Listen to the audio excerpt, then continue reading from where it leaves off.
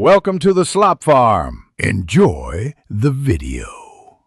You start by verifying power sources so you don't chase ghosts.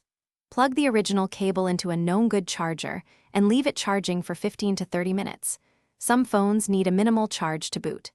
Once done, perform a forced restart by holding the correct power plus volume key combination for your model to clear temporary hangs.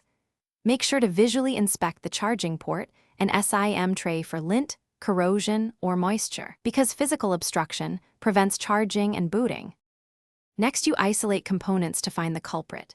Swap in a validated cable, adapter, and outlet to rule out charging gear. Inexpensive cables fail often.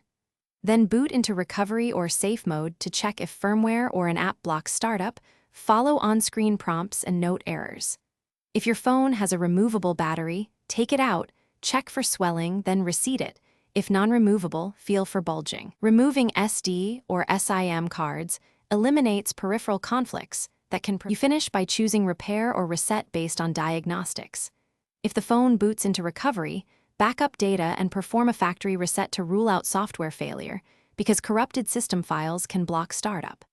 If charging tests or a bulging battery indicate hardware failure, replace the battery or charging port. Otherwise, pursue board-level repair. If none of these work, document exact symptoms, LED codes, and any error messages. Then consult a certified repair technician. This makes troubleshooting faster.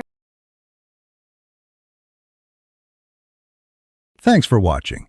Consider subscribing if we helped you today.